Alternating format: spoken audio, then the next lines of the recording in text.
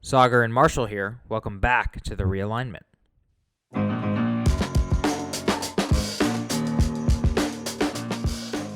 One of the best parts about working at the Hudson Institute is there's this vast wealth of knowledge about global affairs and how different geopolitical situations are playing out across the world. So this week, we're continuing the Realignment's coverage of the coronavirus outbreak. We've got Hudson Senior Fellows Michael Doran covering the Middle East, Peter Rao covering Europe, and John Lee focused on the Asia-Pacific region. So we're going to continue on with that and seeing how the coronavirus is continuing and accelerating previous trends the world was experiencing. And then just a quick note, if it sounds like all of us were in different rooms and possibly different continents, that's 100% correct. We are continuing our remote recording of this episode. We hope you guys enjoy it, and we're going to keep at it. And with that, let's dive in.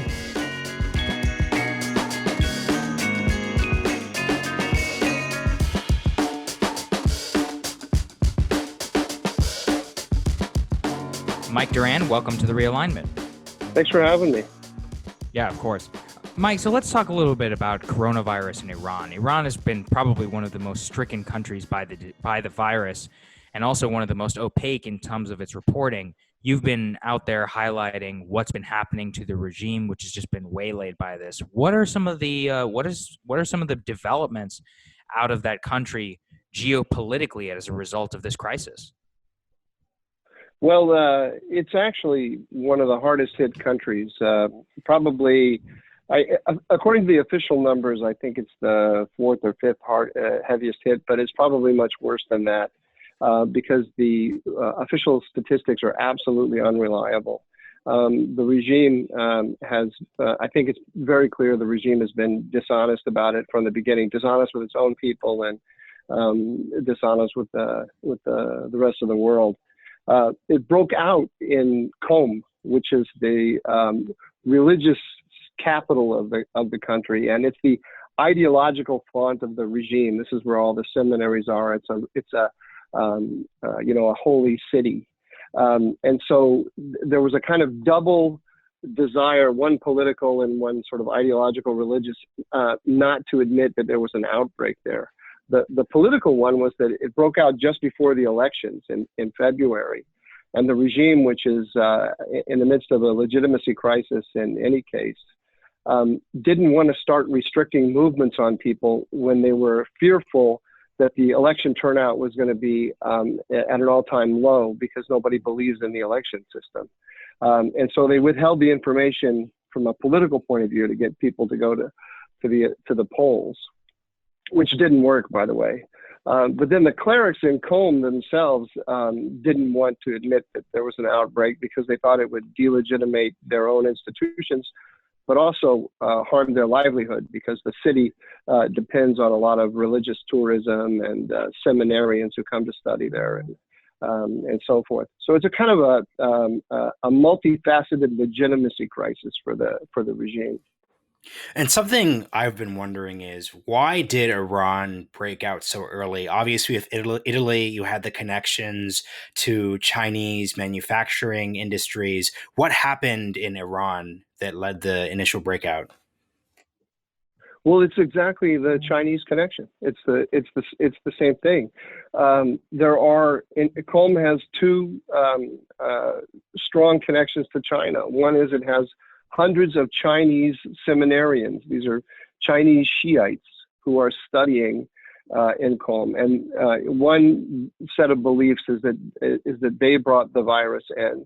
And another set of beliefs is that the Chinese workers who are working in oil fields and other related construction sites around Qom brought in the disease. And this connection to China is another aspect of the crisis for the Iranians, because in their effort to handle to restructure their economy to handle the American sanctions, they have increased their ties to China, and their economic ties to China in particular are absolutely crucial to them. And so they didn't want to shut down that as well. And in fact, the flights between Iran and China have continued throughout. And that's become a big source of frustration among the populace in Iran who are angry that these flights have never been closed down. And Mike, one of the things that is also happening in the midst of this crisis is not only the coronavirus, but also crude oil prices have been swinging all around, which is, of course, wreaking havoc on their economy. In terms of the political dynamics vis-a-vis the United States, has anything changed in the U.S.-Iran situation? We've seen some reports about some administration officials advocating a more hawkish stance towards the country at this time. Do you think that that would be wise? I think that personally, I do think it would be wise, but let's hold off on the policy debate for a second and just realize how much this has hurt Iran, how badly Iran is doing. The U.S. sanctions against Iran have devastated the economy because they haven't completely ended oil exports, but they've reduced them tremendously, and the inflation of the real has destroyed the value of the currency. That was happening in general, but then you had a series of other shocks to Iran. In November you had I'm just talking about domestically. I was talking about foreign policy. In November you had the wave of protests against the regime, which killed up to 1,500 people, required the regime to shut down the internet for several days in order so that nobody abroad could see what the heavy-handed tactics that they were using to put down the protests. That took an economic toll. And then following the killing of Qasem Soleimani, there was this issue over the downing by the Revolutionary Guards of this airliner that was going to Ukraine. You remember that? That was another shock to the Iranian system, and that's part of the reason why they were so eager to cover up this coronavirus crisis, because they recognize it as the elite are thinking about it first and foremost as a political threat.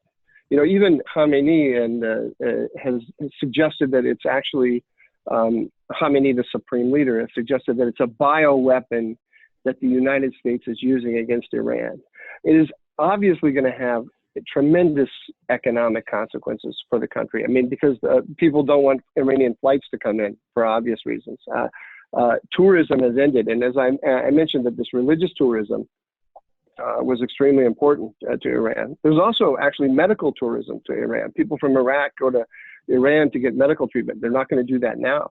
This coronavirus crisis is taking an incredible toll on the medical professionals in Iran who are not equipped. They don't have the personal protective equipment. They don't have the knowledge about how to deal with this problem. And one of the stories that will eventually come out, it's already starting to come out on social media, but someday someone will tell the full story of the death toll among doctors and nurses as a result of this.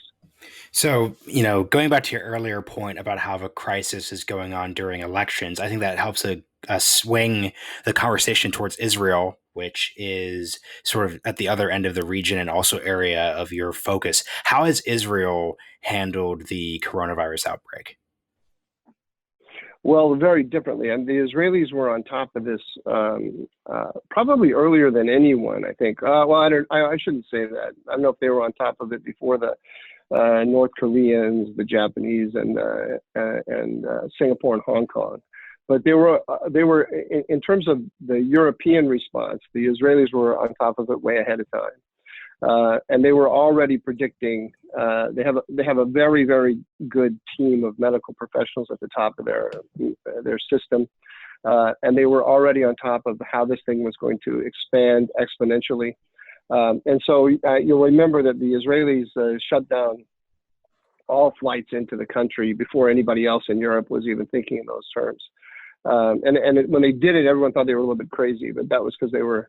I think they saw it very clearly. Part of the reason I haven't seen anyone discuss this in Israel, but I suspect that part of the reason they saw it so clearly is they recognized it as a national security threat from the beginning. And they recognized that their entire medical system could become overwhelmed by this, and they're set up in terms of their mindset and in terms of their institutions. I think they're set up pretty well to handle these kinds of national security threats. So they moved into sort of total lockdown, similar to where the British are now, before any of the other European countries were thinking that way. So overall, I think as we look at the broader Middle Eastern region, what do you think? What's your sort of main takeaway from how the region's really navigated the crisis? Well, I think the biggest takeaway is the damage to the Iranians. Obviously, we discussed the political toll at home and the economic toll. But it's also hurting them in the region because the legitimacy crisis that they're suffering is not just a domestic one. It's also one about their influence in Lebanon, Iraq, and Syria. And in each of those places, particularly in Lebanon and Iraq, we're now seeing a movement of people on the ground who see the connection between those countries and Iran as a tremendous liability to those countries. The export of coronavirus from Iran to those countries is only going to increase that feeling, which is already extremely strong. American sanctions are doing a lot to strengthen that feeling because it's teaching people or allowing people to make the argument that they cannot have a viable economic future as long as their states are closely tied to Iran. With regard to the rest of the countries in the region, I think it's more a story of if we're talking about, say, Saudi Arabia, I think it's more a story that the rest of us are going through. The same kind of uncertainty about what this is going to do to our economies and so forth, but not a kind of obvious dramatic change that we see with regard to Iran. In the case of Israel, if we'd had this conversation a week ago, I would have said it was near certain to me that this crisis was going to save Netanyahu, who he's under indictment for 3 different charges, and Israel's had 3 elections. And neither of the major parties has been able to put together a government. So there's a political crisis, and then Netanyahu personally has a legal crisis. And it looked to me like he had done such a good job of managing the response to coronavirus that he was going to use it, I think, to overcome some of these difficulties. Today, if you look at this, it's not exactly certain that that's going to be the outcome. I think I would still push that analysis, but the Israelis now have a constitutional crisis that they're working through. I don't think we want to get into all the details of that. I still would bet, though, that we're going to see Netanyahu's leadership strengthened by this crisis, but that's not a certainty by any stretch of the imagination. Very interesting. Well, Mike, thank you so much for joining us with this mini update. We really appreciate it. Thanks, Mike. Thank you. Take care.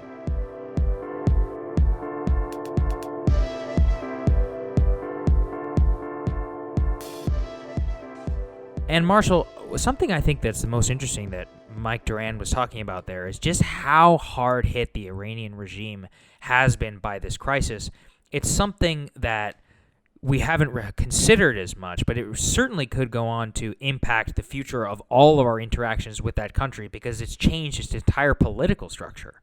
Yeah, and I think what's so helpful about the Iranian example is there's a lot of this sort of narrative emerging that democracies, liberal or otherwise, have an inability to cope with this crisis. They can't sort of order their citizens to stay inside. They can't sort of force the sort of compliance easily. And people have sort of started to say that's a strength. But I think the Iranian example, along with the Chinese example, really shows that part of the problem, though, is that these authoritarian regimes are actually quite afraid of confronting issues in the first place. So you see this sort of repression of information that prevents them from actually addressing these conflicts at the start. So I think it's really important to acknowledge that there's a real weakness that's being exposed on the authoritarian side here.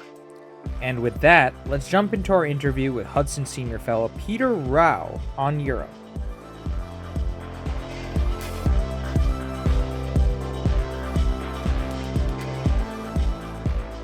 Welcome to our expedited version of the Realignment. Thanks for having me on. Good to see you, Peter. So, Peter, you cover Europe and the Middle East as a senior fellow at Hudson. But for today's episode, we wanted to bring you in to the continent of Europe specifically. When people think about Europe, they think about sort of three main countries when it comes to the coronavirus. People are talking about Italy. People are thinking about how Germany's responding because of sort of the role that Merkel and the Germans play in the European Union. And then people are also considering what's happening in the United Kingdom in terms of the transatlantic relationship. So what are your broad thoughts on how these differing models of governance are encountering the crisis? Well, first of all, Europe writ large is facing, as the epicenter of the crisis, a medical emergency layered on top of which is an economic and financial catastrophe. But what's coming next is really a political crisis. And I think that's what's just over the horizon and will hit the continent writ large. Rather than dividing Europe into three countries, I'd divide it more into Northern Europe and Southern Europe, and then maybe set the UK aside as almost sui generis or a case of its own. Italy is facing absolutely horrendous medical problems, especially in northern Italy, which was the first hit by the crisis. And all of it's interesting for the US because I think for American listeners who aren't all that interested in Europe or who don't spend a lot of time thinking about Europe, everyone is looking at the infection curves. Everyone's looking at even anecdotal evidence coming out of other countries and almost seeing different responses as laboratories of what works, what doesn't, what might befall the U.S. 10 days hence, or what might take place in the U.S. in 14 or 20 days. And thus far, we've seen different responses by both Southern Europe and Northern Europe. The Italians, because they were first hit, really didn't see this coming. The U.S. now at least has the example of Italy, I think, to inject a lot of seriousness into people on the importance of social distancing. And because of the nature of this virus, what we know about it thus far, it isn't always all that easy to detect. So Northern Italy has been absolutely ravaged, and the Italians are just hanging on quite literally for dear life, and their economy is in free for all. Northern Europe has done, and the same, by the way, I would add, applies more or less, maybe not quite to the same degree, but it's really just around the corner to Spain. Northern Europe and Germany, which is kind of the big power in Europe, is doing a little bit better. In part, that's because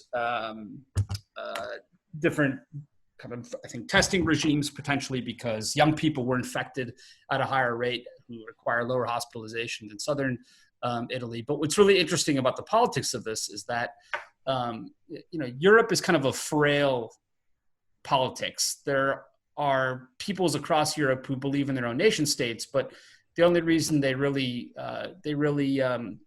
are willing to cede power to Brussels and to Europe is in return for prosperity. So the European Union isn't really built for crisis, it's built for prosperity. And so we already see the Italians frustrated by the EU, and that really means Germany, because they're unwilling to share financial liabilities. They're unwilling to shoulder some of the burdens that Italy is facing thus far. And so Germany has not yet been hit at the same levels. That might just be around the corner too. And so we've just seen different levels of a medical emergency, different levels of kind of an economic hit, although that's coming full circle now. And politically, I'd say Northern Europe and Southern Europe are handling this a little bit differently. And then the UK is its own case, I would say, in a lot of ways. Yeah, that's pretty interesting, Peter, about just like the three dichotomies that you've laid out there. I guess what my question is on the political dynamics. What does this mean for the European Union? Because one of the things that we're also looking at is that this coronavirus crisis is exposing a lot of the fractures and the fissures in American society and American political system. And I assume that's the case abroad as well. So talk to us about that in the European context. Well, if in the U.S. there are those who are now saying, look, globalization, interconnected supply chains, all the rest are bigger liabilities than they are benefits. And then others in the U.S. are saying, no, what we need is more cooperation. The reason why this crisis has been so bad is not because globalization, but we haven't been able to feather its blows because we're not cooperating enough. In Europe, I think the divide is between those who are saying the European Union is a half-baked organism, and what we need is more European Union, more shared liability, more solidarity. And we've already seen allies of Emmanuel Macron, the French president, call for a more empowered European Union in the European Parliament in the last day or so. There are others who are going to say this just shows why the current state of politics isn't effective. I think there was a new poll out from Italy showing that the numbers have just dropped precipitously in support that, I think, for the statement, the European Union is to our advantage, and the statement, the European Union is a disadvantage, as the numbers shoot up. So they're looking at this and saying there might be a European central bank monetary mechanism rolled out, but when it comes to shared liabilities, the fiscal burden, we feel a little bit left on our own. And so, there'll be a real, I think, clash between those who say globalization is bad, globalization is good, more Europe, less Europe, and that's going to intensify in the coming months and years. Mm-hmm. So, Peter, you had a piece out at the Eurasia Review where you sort of spoke about how longer term, because that's something we like doing on the podcast. We're obviously focused on the news here, but for someone thinking about what the world is going to look like hopefully after this crisis, what are the longer term implications for Europe's economy and the way that they've sort of structured their supply chains and their exports and everything like that? Well, Europe is an export-led economic bloc. It's a little bit like Japan, which after World War II kind of gave up on its militarization in foreign affairs and instead focused on building up its economy and becoming an export superpower. Germany has done the same thing in Europe, and a lot of European countries surrounding it basically act as supply chains into Germany. Germany's exported a lot to the United States over the years, but it's grown more and more addicted on China. The last 3 or 4 years, its biggest trading partner, its biggest export destination has been China. And this really builds, I think, to an incongruence in Germany's thinking or in Europe, because on the one hand, it needs China, it exports to China, it pushes a lot of its product there.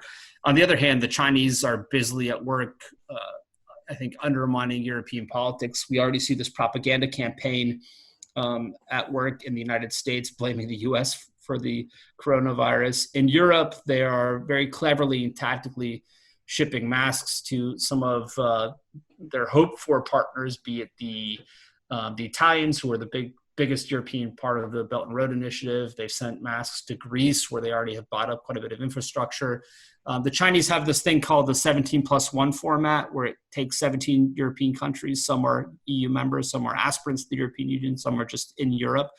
And it tries to build kind of a separate discussion and diplomatic format for them, which clearly is a rival, or would like to see as a competitor even to the EU. So I suppose we'll see the idea of Europe take a bit of a blow, the Chinese and Russian meddling increase, and the economies are going to be totally and completely devastated. No, what people forget is Italy hasn't grown since 1999 or 2000, since it joined the euro.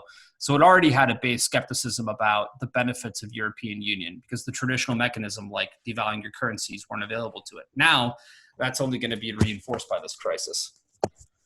And Peter, when we think about Europe writ large, and you're saying there's a fracturing in the political system and the economic system, and just it's kind of confirmed biases for a lot of different people. What are some of the lessons maybe that we can learn from the United States on what are some of the good lessons that we can learn from Europe and their handling of this crisis as we ourselves bear down with the coronavirus?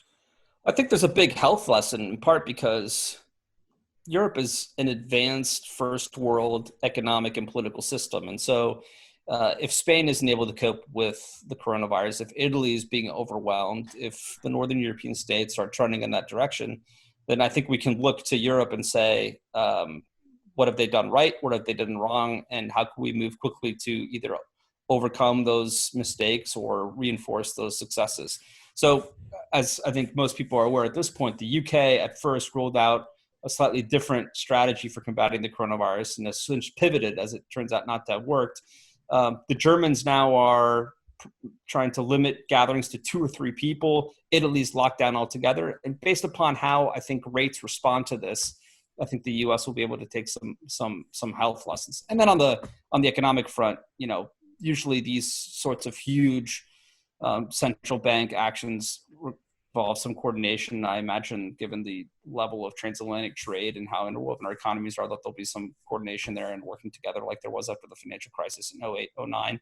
And then politically, I think it's just going to reinforce the battle between those who say we need more global and those who say we need more national competencies. Yeah, and that's really interesting to finish up, because I think It's not as if the coronavirus, from what I'm taking from your comment, is going to fundamentally change everything in the case of Europe. It's just going to push on the fissures that already existed there before and further emphasize some of those divides. If in the U.S. the lesson for, say, Peter Navarro is that we need to repatriate supply chains and build our medical stocks back home, but the lesson for his opponents are, no, this is really just a question of coordination. So we need supply chains that are longer. We need supply chains that have bigger inventories. In Europe, this isn't changing people's views. It's just reinforcing that which people already think. So the federalists are saying, well, look, the problem is we don't have enough of a federal state. Whereas the nationalists are saying, look, Europe's incompetent and incapable. We need to really have a pure nation state. And the EU as a half-baked kind of organism is stuck in between. Well, Peter, thank you so much for joining, and we'll be sure to hear more from you on this incredibly important topic. Thanks, Peter. Thanks for having me. Thanks.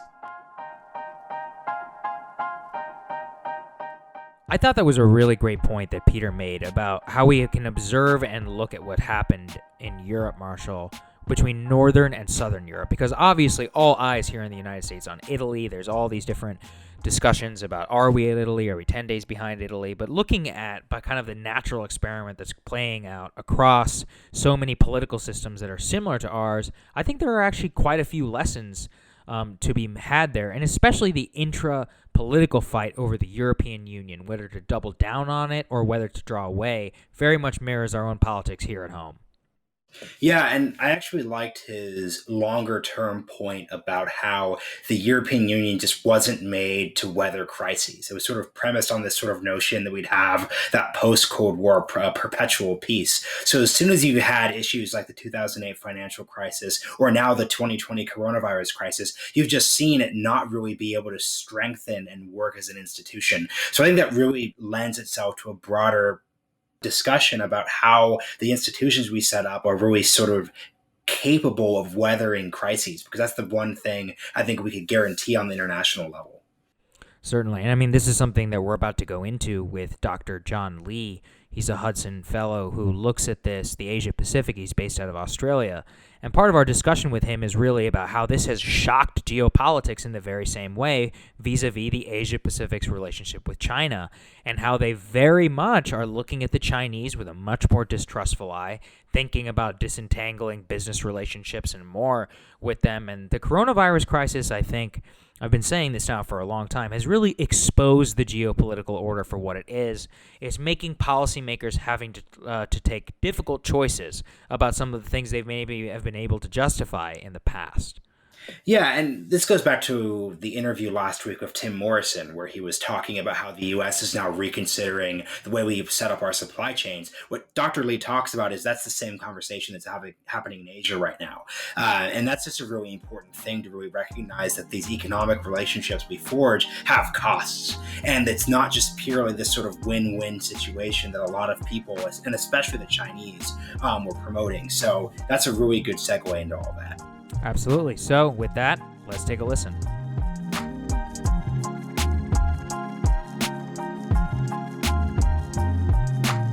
John Lee, welcome to the Realignment.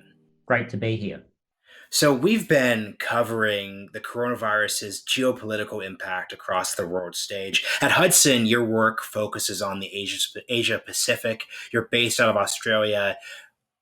How should we look at the impact of the coronavirus on the Asia Pacific region? I know that's incredibly broad, but I think given that the sort of crisis originated there, it's sort of a great place to start.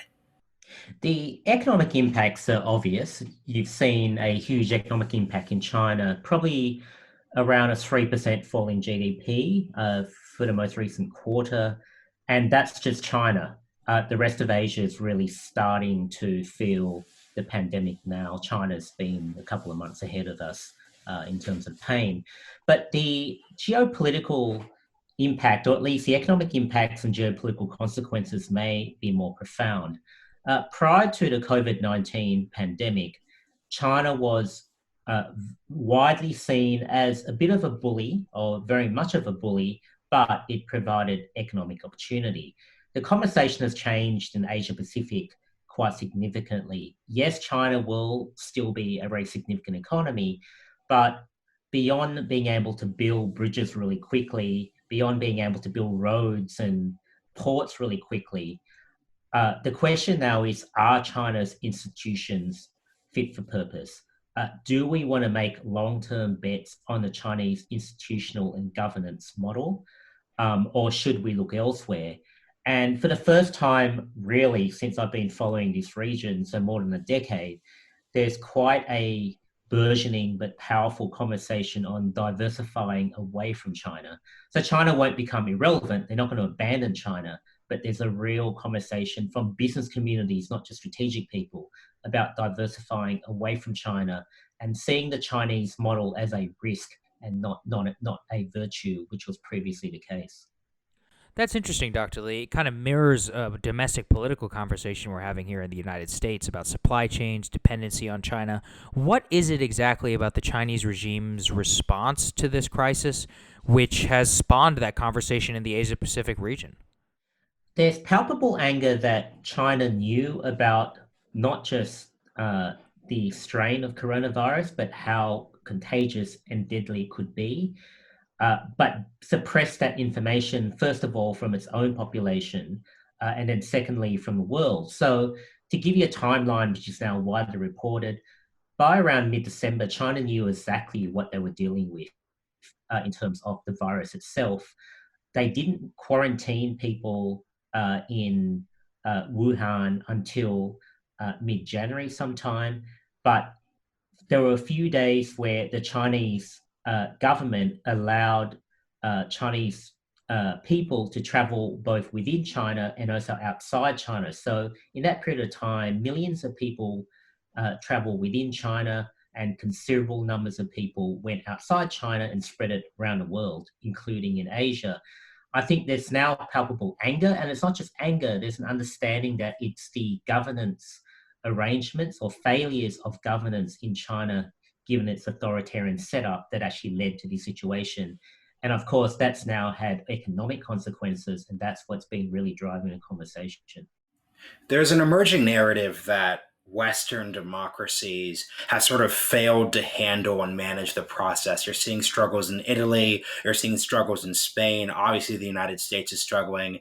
How is Australia faring when it comes to the coronavirus? Australia, even though it's a large country by geography, we have smaller populations. So, in a sense, it's easy for us to handle the spread of it compared to the United States, for example. So Australia is I would say faring relatively well. We're still on the upward trajectory in terms of infections, but I think compared to a lot of the European countries and parts of the United States, we're probably doing pretty well. I'll compare it this way: Australia's probably doing about as well as Washington State. It's doing much better than New York City or New York State is doing. So I think, look, at a comparative point of view, I think Australia is doing quite well. Dr. Lee, what are maybe some of the lessons that we can apply that you've learned in the Asia Pacific to the United States, which is a couple of months essentially behind what's going on in Asia? One of the our generation has never really endured a pandemic. I know you had the SARS virus in 2003, but that was largely confined to China and Northeast Asia. Much of Australians and much of Asia hasn't really experienced anything like this. So when we think about risk, we always thought about political risk, about military risk, about financial risk, economic risk. We never really thought about non-human risk, if you want to put that way. Now, having said that, the COVID-19 pandemic has spread because of failures in governance, as I mentioned. So that in itself is a human risk. But I think we're now remembering that we are, in a sense, secondary to nature, and that there are risks that are not primarily based on the world of human beings. So, if we look at a couple of the countries which have really struggled with this virus in the Asia Pacific, we could look at China, South Korea, Japan, Singapore. How are there any sort of direct lessons from the way that they handled these sort of initial outbreaks that the United States and other Western countries can consider? If you look at Japan, South Korea, Singapore, and China when it eventually got its act together. One of the things they did was they were very good at monitoring the movements of infected people. So, for example, in Western countries, I think there's an estimate that if you've been found to be infected, there's a 20 to 30% of those people don't remain in isolation in the way they should. That, yes, they'll stay at home, they'll go out occasionally, etc. In these other Asian societies in Singapore, South Korea, Japan, etc., they actually monitor your movements through your phone, for example, or there are other ways they do it. So the point I'm trying to make is it's a very exhausting trench warfare type of approach, but it's about monitoring the movements of infected people. And that's what they've done much better than populations such as the United States and Australia. Last question for you, sir. You talked about the growing, I guess, consciousness within Asia Pacific business community and maybe even governments about disentangling from China, or at least looking at the relationship more skeptically. What are the other maybe geopolitical fallout from this entire crisis after the thing is over that you might be able to foresee right now? I think one of the major, perhaps the major geopolitical consequence of this is that it's undoubtedly worsened American-China relations. One, the United States is understandably, in my view, angry about the suppression of information that really led to an epidemic becoming a pandemic. But more than that, even now you're seeing a propaganda war being initiated by the Chinese to try to define a narrative of how well they did compared to how badly the United States and other Western democracies are doing. So that rupture over this particular issue, COVID-19, is going to play out in the pre-existing tensions that had already existed between the United States and China. So eventually, the pandemic won't be the top news story. We will return to geopolitics, but the United States-China relationship, I think, will be far more fraught and unfriendly than it was before COVID-19. Now, how that plays out in the rest of the world, other countries won't take the same kind of combative or adversarial position with respect to China because they're too small and they don't have the capabilities of the United States. But at the same time, they will want to diversify not just their economic relationship with China, they'll want to diversify when it comes to their friends and partners in strategic terms across the region and the world. So I think COVID-19 in the medium long term will be a major problem for Beijing. Dr. Li, you've mentioned diversification away from China on the business level a couple of times here. What does that look like on the ground, right? So if you're a country such as Vietnam, who's sort of had this long-standing economic relationship, what does a post-coronavirus world look like? Diversification in economic terms for much of Southeast Asia and East Asia means that that parts and components which currently, majority of which come from China, they will not want to be reliant on the Chinese economy to continue their normal economic activity. So, for example, if you're a company in Vietnam producing parts for the car industry, currently around 90% of your parts come from China. I think it's become apparent that that is an intolerable risk, and they will seek to find other suppliers in Asia and in other parts of the world.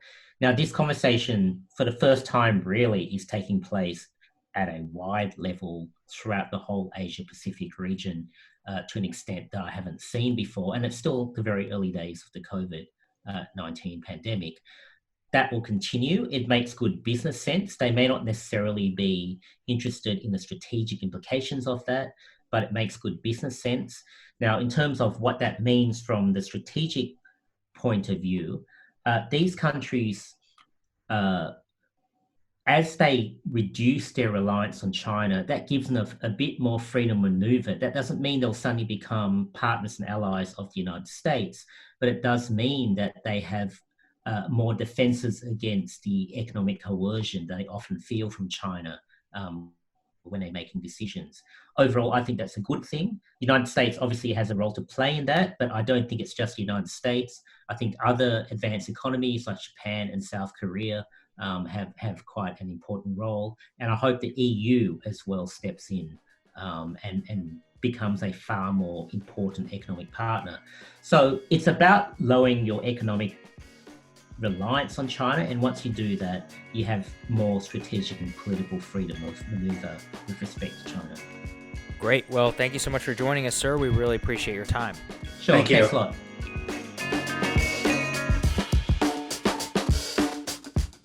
Hope you guys enjoyed the episode. So we're still going to be doing all of our episodes remotely, and I hope you can bear with us through that process, because the next couple of weeks are going to be really interesting, and we're going to be talking about coronavirus in all aspects, in terms of our economy, in terms of our geopolitics, as you just heard, and as the news progresses, we're going to be bringing you whatever we possibly can in order to make you help put into context one of the most momentous events, certainly, of our lifetime. So make sure you stay tuned to The Realignment. And as always, please rate, like, subscribe to The Realignment wherever you listen to your podcasts. If you have any friends who are looking for good content during this quarantine process, we have 29 other episodes to listen to. We'd love to hear them. Check us out. See you next week.